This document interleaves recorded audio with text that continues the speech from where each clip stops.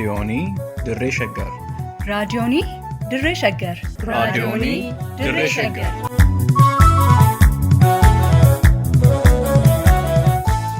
raadiyoonii Dirree Shaggar. raadiyooniin Dirree Shaggar torbaan guutuu guyyoodhaan galgalatti sa'aatii tokkorraa eegalee hamma sa'aatii tokkoof walakkaatti dambalii gabaabaa meetir baandii 19 kiiloo heerzii 15,415 irratti qophii dabarsuu amma jalqaba. raadiyoonii Dirree Shaggar.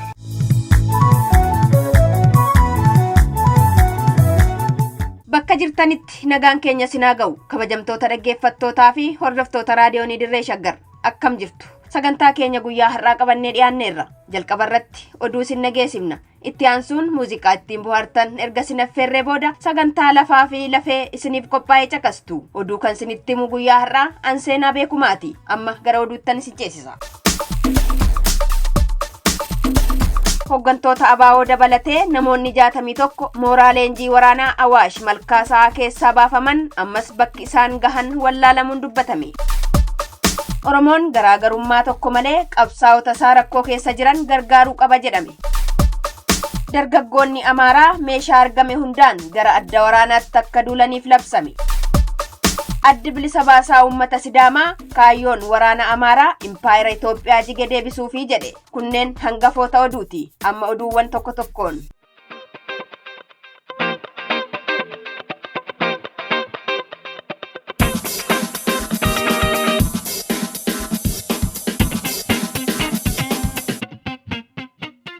Qondaaltota adda bilisummaa Oromoo dabalatee namoonni 61 mooraa leenjii waraanaa Awaash Malkaasaa keessatti hidhamanii turan adoolessa 18 bara 2013 waaree booda fe'amanii baafamuun dhaga'amullee bakki isaan geeffaman akka hin beekamne dubbatameera. Itti gaafatamaan sabquunnamtii ABO obbo Lammii Gammachuu odeeffannoo qabaniin fuula miidiyaa hawaasummaa isaan irratti akka barreessanitti qondaaltonnii fi namoonni biroon kunneen mooricha keessaa baafamuu malee eessa akka isaan geessaman wanti beekame akka hin jirre ibsaniiru. Konoleen Gammachuu Ayyaanaa, obbo Malkaa Danuu, obbo Battee Urgeessaa, obbo Lammii Beenyaa, obbo Daawit Abdataa fa'aa hidhamtoota fe'amanii faanni dhabame keessa akka jiran beekameera. Obbo Lammii Beenyaa fi obbo Daawit Abdataa manni murtii bilisa baasuun mana hidhaatii bahanii osoo hin turiin humnoota mootummaatiin butamuun galaanitti erga hidhamanii booda achi keessaas baafamanii dhabamsiifamuun yeroo dhiyoo mooraa leenjii waraanaa Awaash Malkaasaa keessatti akka argaman gabaasuun keenya kan yaadatamudha.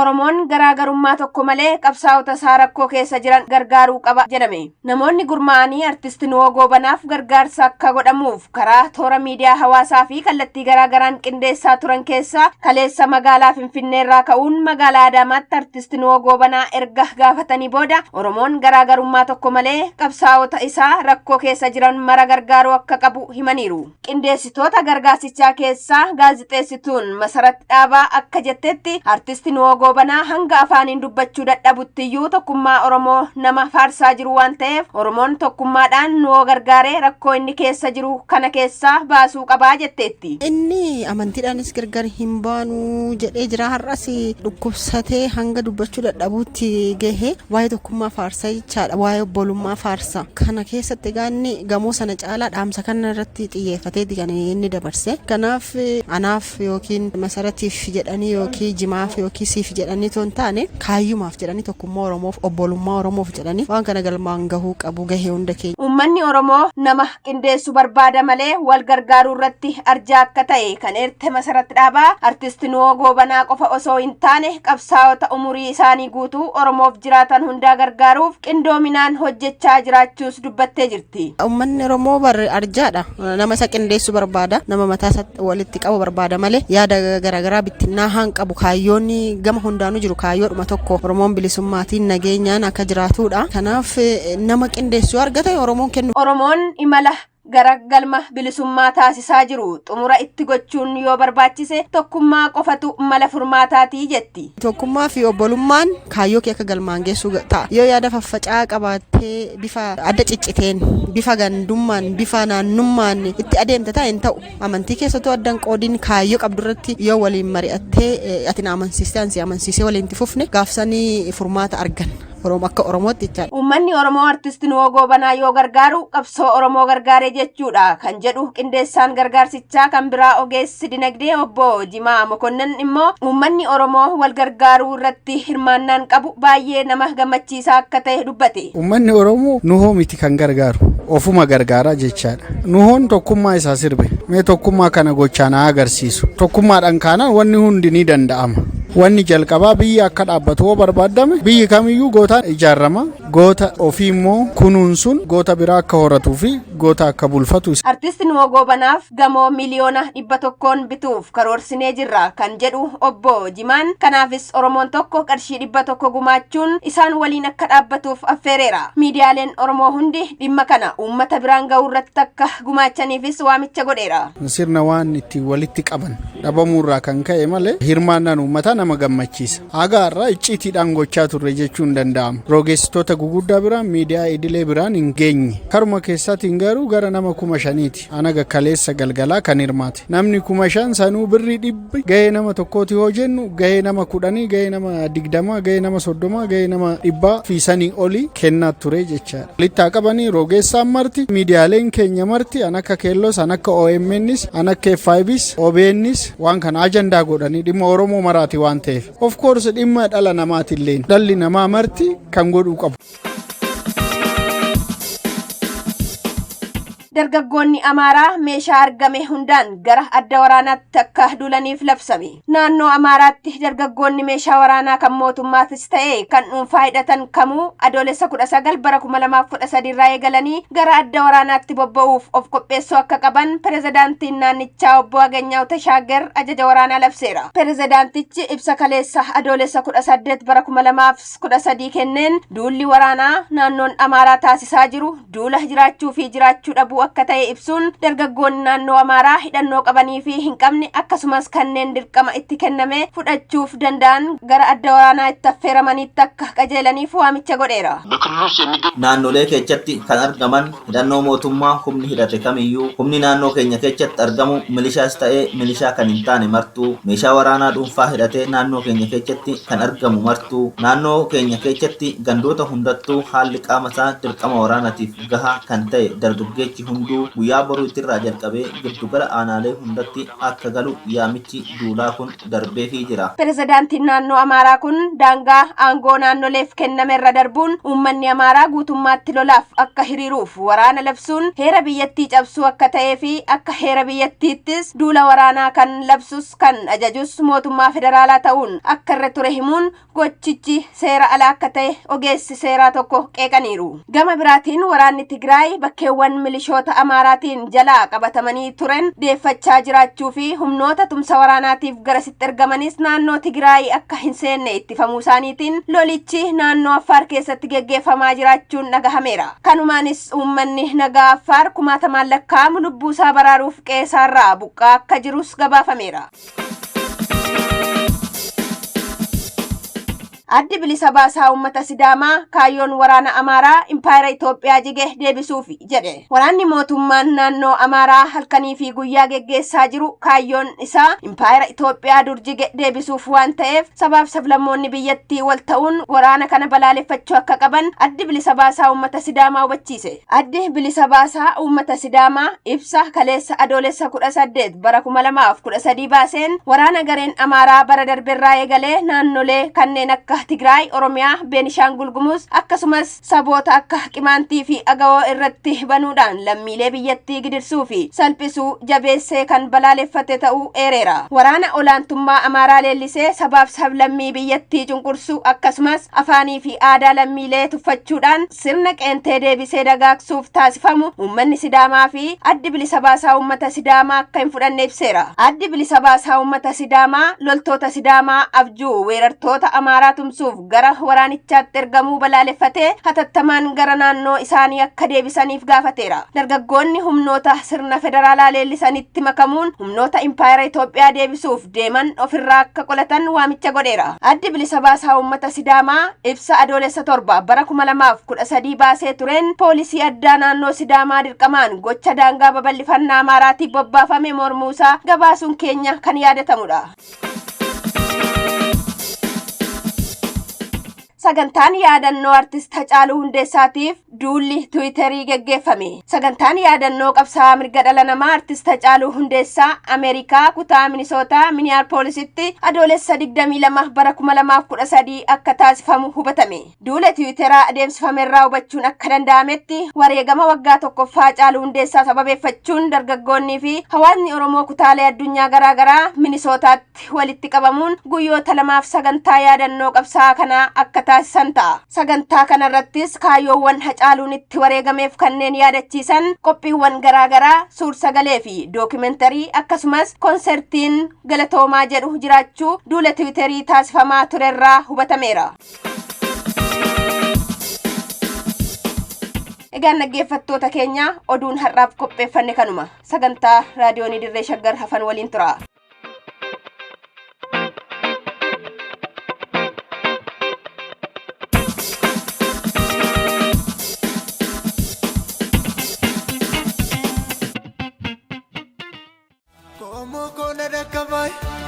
Garaa koo tarii qabatu kaniin akaasanii madaa koo bara dhibbaa. Lubbuun barataa meeqaayi kan itti wareegame hidhamee reebame. Handhuura Oromiyaa Finfinnee nu sarbanii akka waan abbaan qabneet akka waan gootan qabneet akka waan beekan qabneet Oromoo tuffatanii.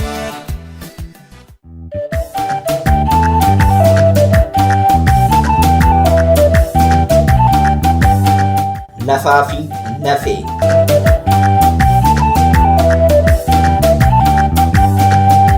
Lafti qabeenya addataa hin qabnedha. Gamoo ijaaruun, warshaa dhaabuun, qotanii oomishuun, tikfatanii horuun, jiraatanii gadaa arguun, du'anii awwaalamuun yoo lafa qabaatan qofa. Oromoon eega sirna alagaa jalatti kufee booda lafa isaa mulqame. Ammallee lafa isaa fudhachuuf alagaan itti roorrisaa jira. Kanaaf qophiin lafaa fi lafee jedhu kun daba Oromoo lafa mulquu, lafarraa buqqisuu, lafasaarra alagaa qubachiisuu fi qabeenya uumamaa Oromoo qisaasisuu irratti dalagamu kamuu ni saaxila, ni xiinxala, ni mari'achiisa. Lafti keenya, lafee keenya.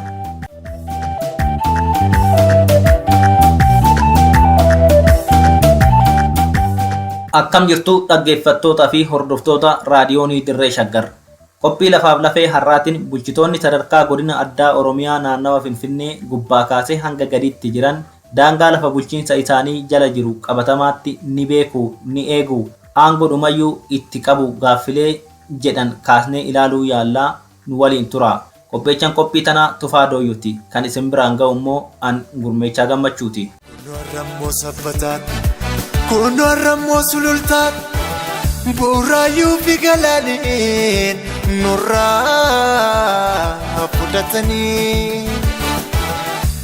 Akkaataa caaseffama bulchiinsa naannoo Oromiyaa amma hojiirra jiruutiin godinoota Oromiyaa danuu 20 olii keessaa godina addaa Oromiyaa naannawa Finfinnee jedhamuun kan beekamuu fi magaalaa Finfinneetti marsee kan jiru isa tokko. Godinni kun lafa Finfinneen irratti babal'achuuf maastar pilaanii itti baafattee turte yoo ta'u, dhiyeenya Finfinneetti qaburraa kan ka'e bakka saamichi lafaa olaanaa keessatti gaggeeffamaa turee fi ammas itti jirudha.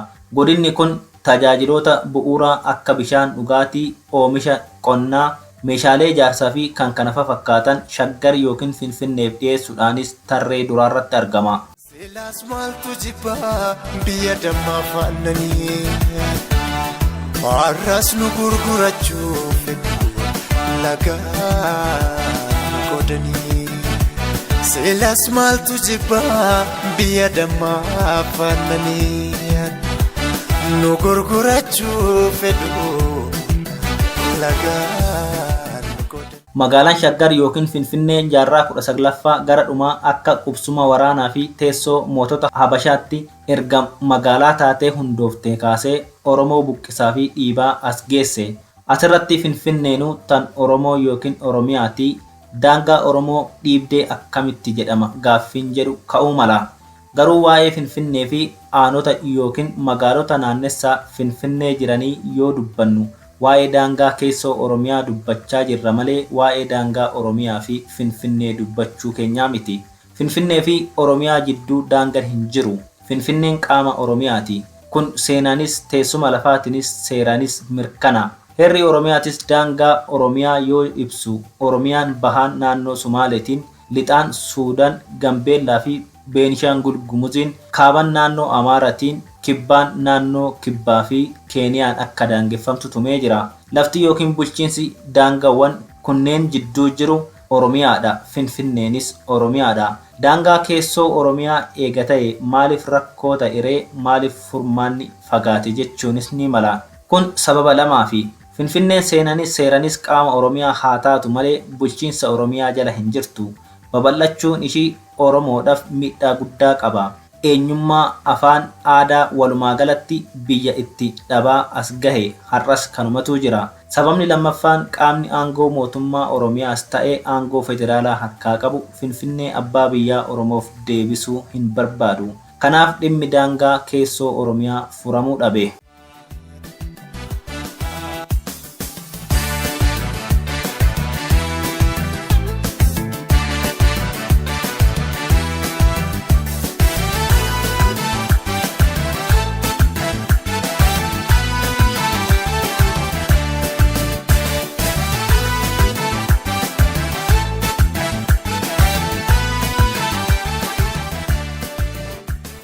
Dhimmi daangaa keessoo naannoo Oromiyaa kun adda durummaan to'annoo caffee Oromiyaa jalatti gaggeeffamuu qaba malee garee bulchiinsa magaalaa Addis Ababaa jedhamuun yookiin mootummaa federaalaatiin miti. Akkuma aanaalee fi godinaaleen Oromiyaa keessa jiran daangaa murtaa'e qaban, Finfinneenis daangaa murtaa'e qabaachuu qabdi. Akkuma beekamu Itoophiyaan yeroo ammaa raafama siyaasarraa gara wal waraansaatti ce'aa jirti. Yeroon akkanaa kun ammoo yeroo itti humnoonni yookiin murnoonni mootummaa keessaa fi ala jiran saamicha lafaarratti bobba'anidha. Muuxannoon kanaan dura tures kanuma agarsiisa. Maarree nutis namoota mootummaa amma jiru kana keessatti godina naannessa Finfinnee gubbaa kaasee hanga gadiitti jiran daangaa bulchiinsa isaanii beekumoo hin beekan saamicha lafaa hambisuuf gaafatamummaa boruuf iftaan hin oolle jalaa bahuuf maal gochaa akka jiran yaadachiisuu barbaanne. Finfinneen handhuura Oromiyaa jechuun maqaan maaloof godha. Ergaan baratamne keessatti afaan saba guddaa afaan Oromoodha. Gaaffin duraa nuti bulchitoota godina addaa Oromiyaa naannawa Finfinneetiif dhiyeessinu daangaa godina bulchaa jirtanuu kallattii adda addaatiin eessaa kaasee hanga eessatti akka ta'e beektuu kan jedhudha. Godinni isin bulchitan karaa Aqaaqii, Gooroo, Gaara, Guurii, Sululta, Kattaa, Anfoo, Alambaankii, Walattee, Furii, Labuu fi Galaanfaa bakka bulchiinsi godina addaa irraa eegalee itti dhaabbatu daangaa isaa beektuu ni to'attu. Waan seera Oromiyaa, seera biyyattii fi duudhaa fi safuu gadaa Oromoo cabsu yookiin diigu bulchiinsa kee keessatti raawwatamu beektu. Bulchiinsi magaalaa Addis Ababaa ofiin jedhu kan nuti Finfinnee biyyaa fi biyyee Oromoo handhuura Oromiyaa jennuun daangaa isin bulchitan keessatti waan barbaade yoo godhu yakka duguuggaa sanyii Oromoo irratti yoo raawwatu ittisuuf yaaltu. Humna kootii oli jettanii hoo warra isinii olitti gabaastanii beektu.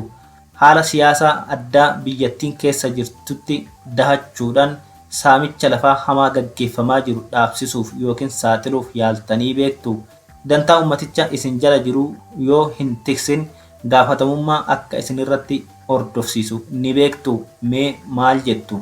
Hundeeffamuu godina addaa booda bulchitoonni jalqabaa kaasee hanga har'aa sadarkaa godinaa turtan yookiin jirtan bulchitoonni yookiin kantiibonni magaalota, bulchitoonni aanaalee fi gandootaa kan naannessa Finfinnee hundi gaaffilee kanneen of gaafadhaa. Gaaffileen kanneen kan dhiyeessine ammuma akka deebistaniif odoo hin taane sammuu keessan keessatti gaaffii uumuuf akkasumas saamicha lafaa waqtii raafama mootummaa hamaa kana ta'uuf deemu ummata keenya yaadachiisuuf yaadameeti. Biyya keenya hin kenninu murreedina buraayyuuf sabbataa gamaa galaanis keenyuma. Sadarkaa lammaffaatti gaaffiin kaasnu gaaffii armaan olii kana deebisnee godinichi hundaa'uun dura saamicha lafaa ture irratti bulchitoonni godinaalee Salaalee yookiin Shawaa Kaabaa, Shawaa Bahaa, Shawaa Kibba Lixaa fi Shawaa Lixaa gaaffii kana isinis deebiisaa of gaafadhaa. Godinni addaa kun hundaa'uu isaatiin dura bulchitoonni godinaalee afranii, bulchitoonni aanaalee fi gandootaa fi kantiibonni magaalota naannessa Finfinnee daangaan lafaa kan bulchiinsa keessan jala ture gama Finfinnee daangessuun eessa akka ta'e qabatamaatti beektu. Lafa bulchiinsa keessan jala ture tiksuu irratti maal hojjettan yookiin saaxiluuf maal gootan jennee gaafachuu barbaanne. Wanti gaaffii kana kallattiin bulchitoota godinaaf kaasnuuf gaafatamummaa kallattii waan qabaniif akkasumas uummanni keenya yoo taateewwan adda addaa ibsu bara abalu bulche bifa jedhuun saamicha lafaa taasifame salphaatti yaadachuu waan danda'uuf nus daballee yaadachiisuu feena.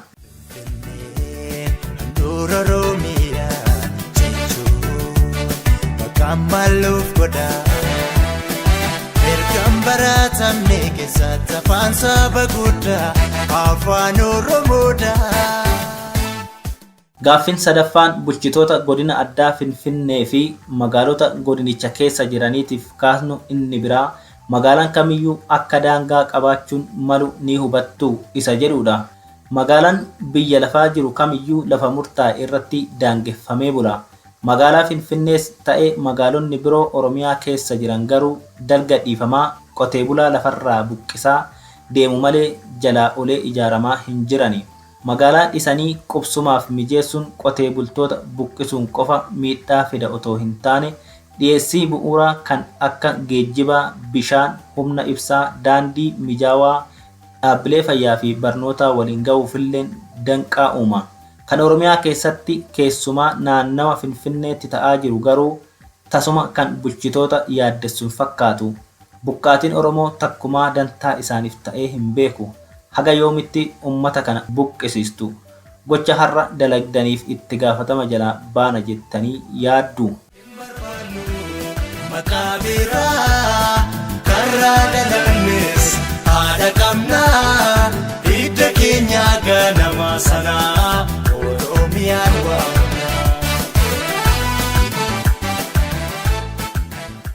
Saamicha lafaa naannessa Finfinneetti raawwatamaa turee fi jiru kallattiidhumaan warra bulchaa turan yookiin jiran sammuu isaanii keessatti gaaffiiwwan itti uumuuf jennee kan kaasne ta'us gaafatamummaan saamicha lafaatiin wal qabatee ka'u nama biyya hoogganurraa kaasee sadarkaa hunda warra jiran kan ilaallatudha. Saamichi lafaa gurguddaan imaammata investimentii, imaammata industirii, imaammata manneen jireenyaa yookiin magaalaa, imaammata misoomawaa garaagaraa gugachuudhaan kan gaggeeffamu akka ta'e beekamaadha. Yoo danda'ame imaammattoota uummata fayyadan baasuu yoo dadhabame ammoo imaammatawwan farra uummata Oromoo ta'an kana dura dhaabbachuun bulchiinsa sadarkaa oliitirraa eegama ture. Silaa caffeen Oromiyaa seeraan uummataan filatame otoo jiraatee kana to'atee karaa qabsiisa ture garuu hin taane.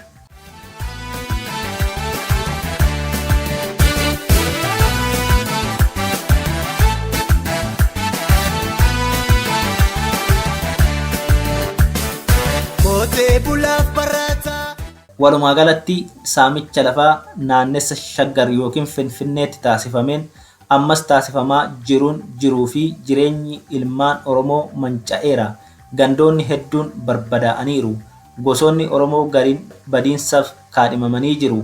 Saamichi lafaa Oromiyaa guututti sababoota akka babal'ina magaalaa, qubannaa seeraan alaa yookiin caraqaa beet kan jedhamu misoomaa fi kan kana fakkaataniin raawwatamaa jiraatullee kan Finfinnee fi naannessa ishii wanti adda godhu sababa saamicha lafaatiin Oromiyaan handhuurri ishii qal'atee bakka lamatti cituuf kaadhimamtee jirti.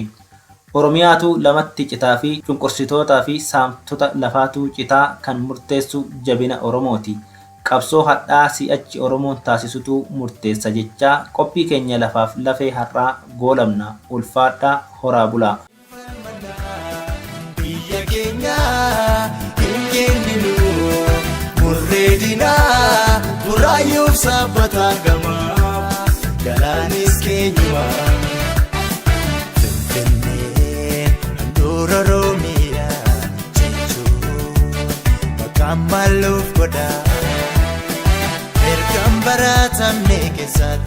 saba guddaa afaan oromoodhaa. Hin barbaannu maqaa biraa karraa dhalannes haadha qabnaa. Hidda keenya ganama sanaa oromiyaan waamna.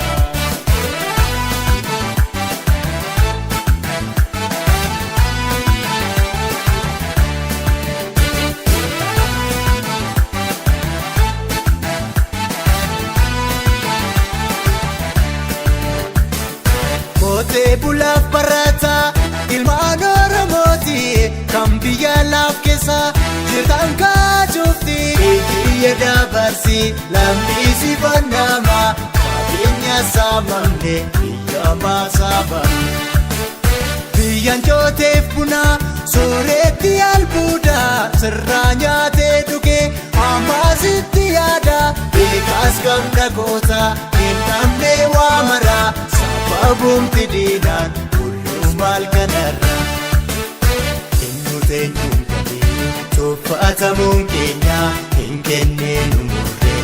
Nutis biyya keenya ooluu namaateera gaa'iyyaa Oromoo wal gaggalaafata kaatiin baraana. Kuraayyoolee sanuma keenya sabbatanii sanuma keenya. Hojii federaalaa haa ta'u sanuma keenya hojjetaa mootummaa federaalaa ilmaan Oromoo mana adabaa jiran haa gadhiifaman.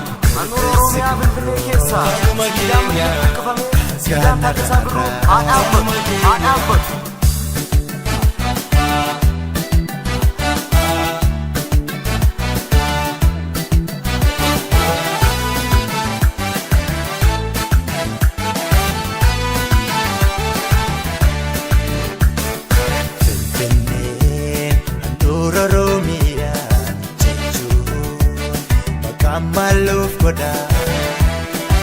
Ergaan baratamne keessatti afaan saba guddaa afaan Oromoodhaa.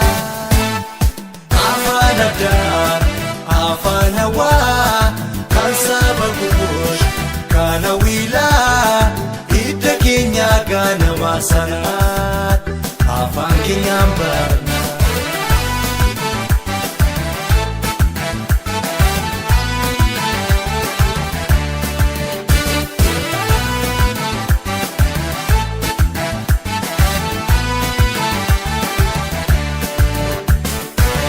Beekota meeqa cabee yoonaan gaa'ee dhiiga barattoota meeqa dhangalaa'ee lafee taatee birroo lakkaasee hojiifaa dhiiga eebbisa addunyaa Yoosef Kamachoo.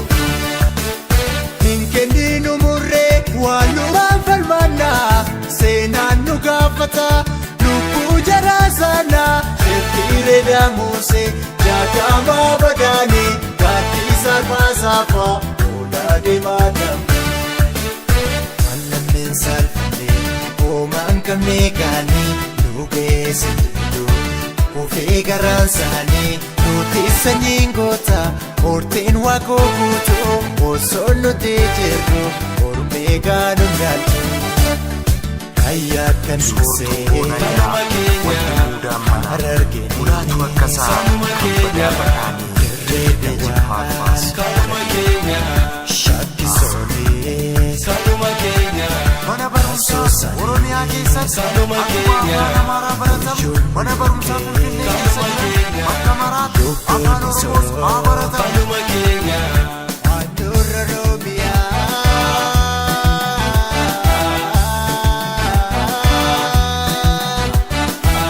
Finfinneen keenyumaa. Egaa dhaggeeffattoota keenya oduu dabalatee sagantaa keenya har'aatiin akka bohaartanii fi hubannoo sakkarraa qooddattan ni abdanna. Sagantaa lafaa fi lafee torbaan dhufu sa'aatii wal fakkaatu irratti isiniif dhiyeessinu irratti akka dhiyaattaniif asuma isin affeeraa. Tamsaasa raadiyoonii Dirree Shaggar boruu galgala sa'aatii wal fakkaatu irratti isiniif darbuun walitti deebina. Turtii gaarii qabaadhaa.